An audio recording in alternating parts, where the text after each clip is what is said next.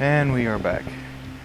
Right, so I was talking about the 2 weeks off that I took and wanting to play this game in those 2 weeks. Crap. I didn't situate my mic cord first. Hello. No, it's nothing good. But yeah, I was sitting and I was like going through my mind, and I'll admit that I couldn't remember absolutely everything, but just the order in which like the pickups were, you get them back. The one that I thought was the funniest is I can just about pinpoint the first, I think it's 25%, but like the first completion percentage message that you get, I can pinpoint right about, and when I say pinpoint, I mean within like 2 or 3 scans of each other, where I should get that first message, and I'll say it when I get there, because it's not going to make sense from here. But yeah, I laughed at myself. Like I was laying in the bed trying to go to sleep when that happened, and I laughed at myself for like 10 minutes when I remembered the place that I've gotten it the last few times. See, that's the other thing. This is the game that I've played the most. Like, and I know I said that a lot, but like, it does not take much to get me to just pick this game up and play it. And I start it over pretty much every time I do. So if I get bogged down at all, it'll be in the very, very end, like post Sanctuary. Post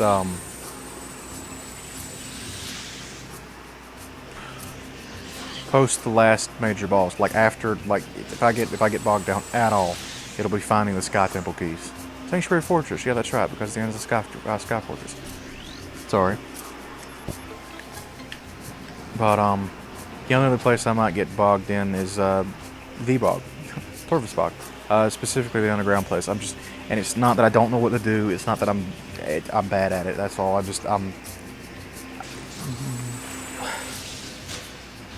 Metroid games in general, I'm bad before I get whatever. If you know, it's not an issue in the third one. There's no real underwater areas. I'm bad at underwater areas. Like just before you get like in the first one it's the gravity suit, and in this one it's the gravity boost.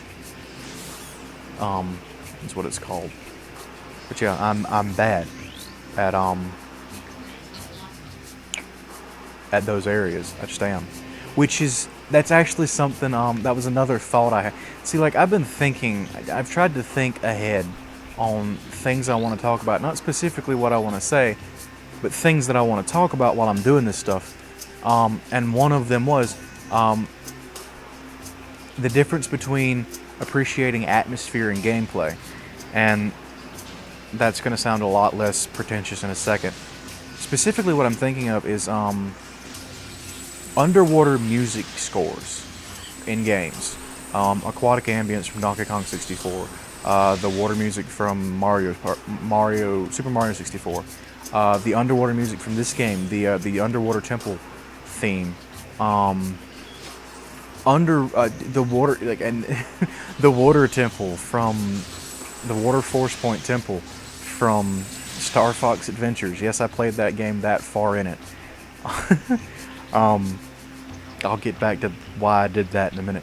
But just like all of there's just a theming to water areas that's like reverberant and ambient, and it's just like really just, it's reverberant. You know, it's like I feel like I'm being pretentious audio person here, which is weird because I have like no schooling or anything. But it's like it reminds me almost of Sonar.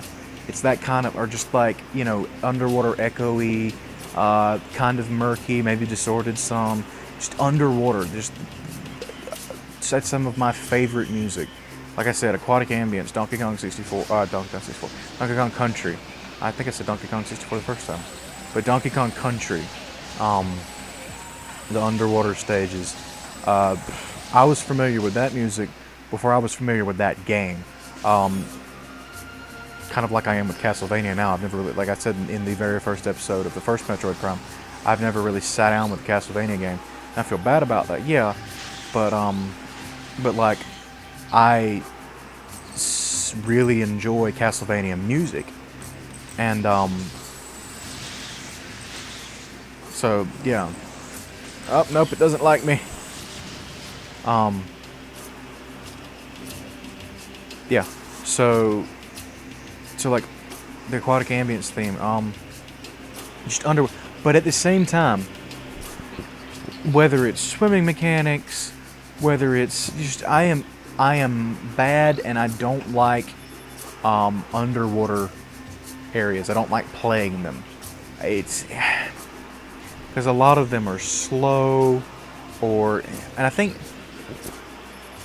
everybody brings up Ocarina of Time Water Temple. I didn't play Ocarina of Time until I was almost 15. I borrowed a friend of mine's Master Collection or whatever it was called for GameCube, and that's the first place I ever played Ocarina of Time. That's the first time I sat down and sincerely played Ocarina of Time. I picked it up when I was a kid at a friend's house, and I was a lot younger than like 6th grade, and I was narrow-minded in the whole game mindset thing. So I think I mentioned this in the first episode too. I couldn't get my head around the gameplay.